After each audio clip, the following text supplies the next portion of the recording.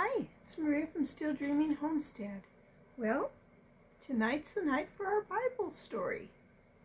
Now, I've told you a story before about when there was a very wicked king and he was going to have all the Israelite children killed, all the little boys under 2 years of age.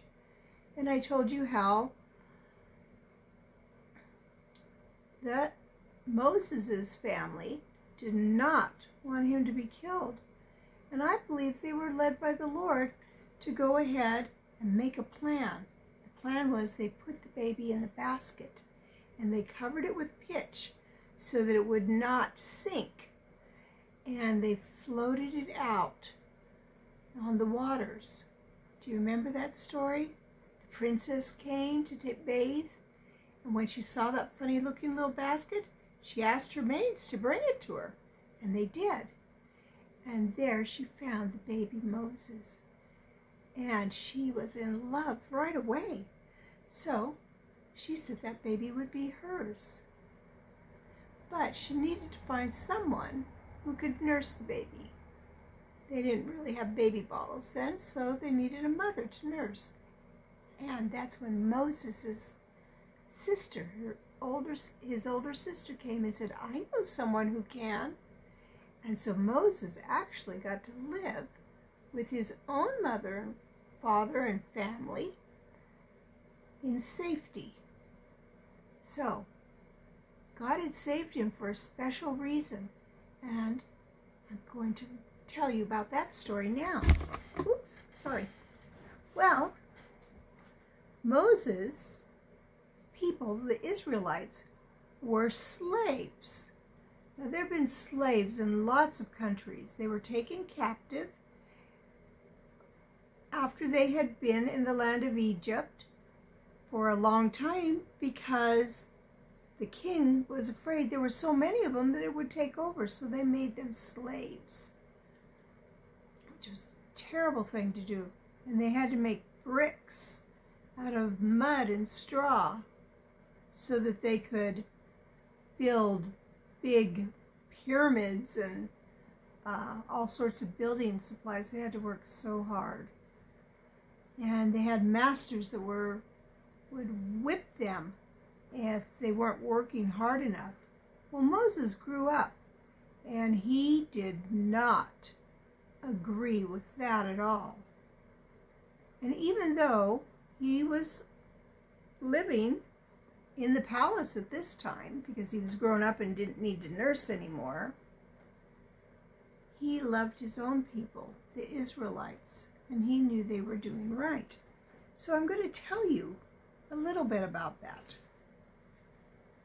So God spoke to Moses, and he said, I want you to go talk to Pharaoh, and you tell him, let my people go. Moses said, he won't listen to me. He said, I want you to talk to him anyhow. Tell him to let them go out and worship me out in the desert. So he went to talk to the Pharaoh.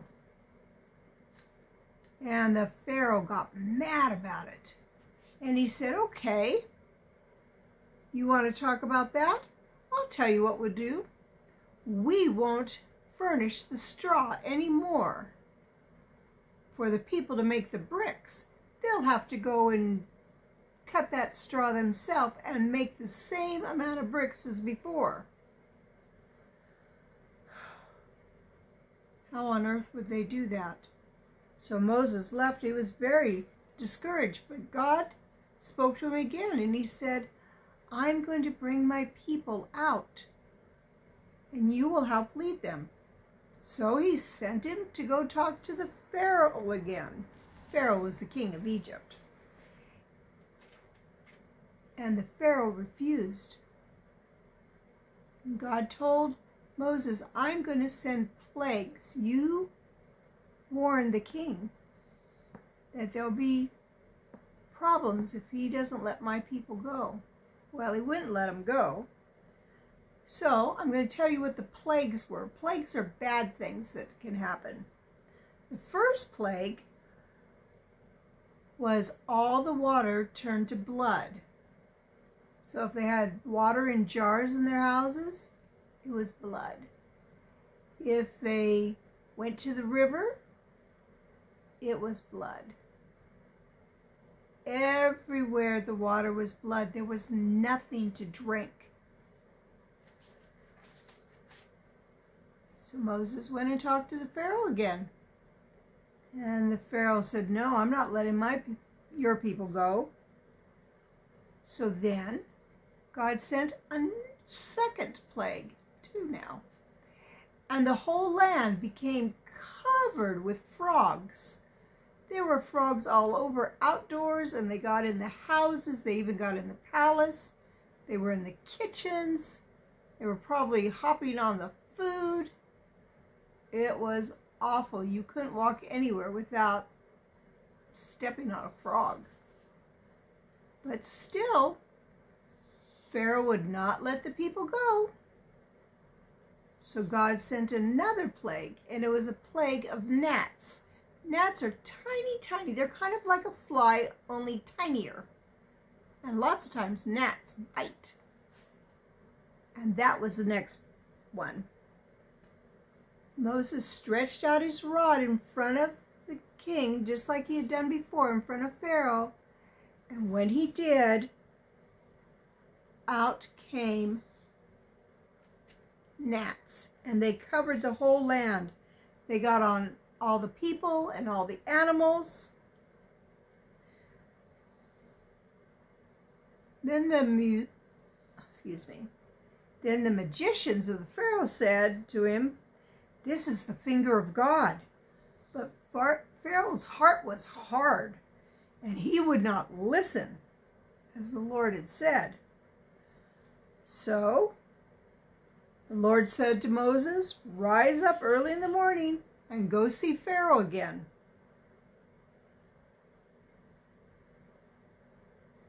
As he goes out to the water, and say to him, "Let my people go, that they will serve me. Or else, if you do not let me go, behold, I will send swarms of flies on you and your servants and your people, in and out of your houses." And the Pharaoh said, "Nope, not doing it." And Moses stretched out his staff again, which is a long stick, and flies covered the whole land. They were on the people. They were everywhere. Flies are nasty. So they were all over the Egyptian people. But then Pharaoh found out that in the land of Goshen, that's where the Israelites lived, there were not flies there. So he called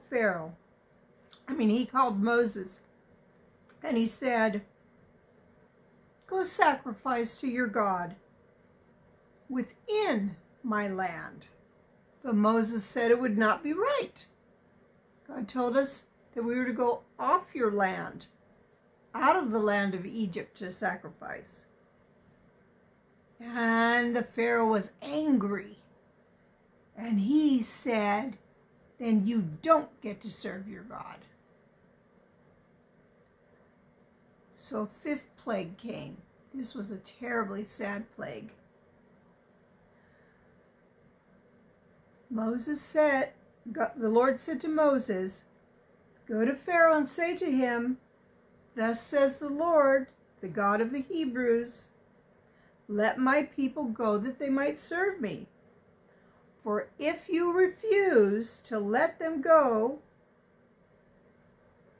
then the hand of the Lord will fall with a very severe plague,'" that means a bad one, "upon your livestock that are in the field, the horses, donkeys, camels, sheep, goats. The Lord will make a distinction between your flocks, of the Egyptian people, and the ones of the Hebrews. and all of the Egyptian ones will die.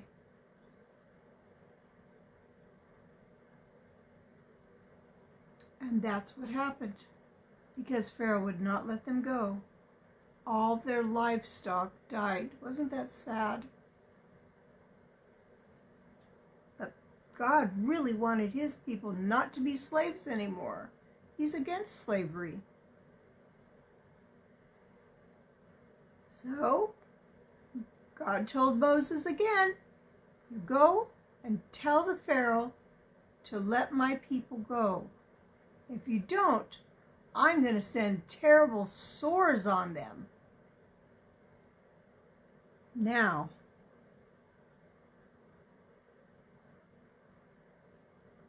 that's exactly what happened when Pharaoh would not, he was so stubborn, let the people go. All the Egyptians got covered in sores. It was painful, so painful, all those sores. And another plague came, hail. You know, hail is ice that falls from the sky. And that destroyed their crops. And then another plague, locusts. Locusts are like giant grasshoppers. And those came and they were everywhere. You couldn't step anywhere without stepping on them. And they chewed up the plants and the leaves from everything.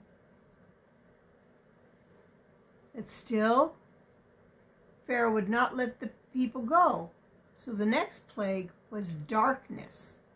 It got dark during the daytime, and it was very, very terrible.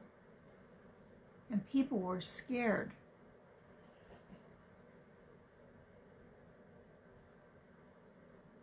But still, Moses was not able to talk the Pharaoh into letting the people go.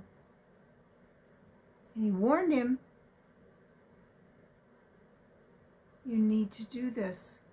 If you don't let the people go, the firstborn of every Egyptian family is going to die.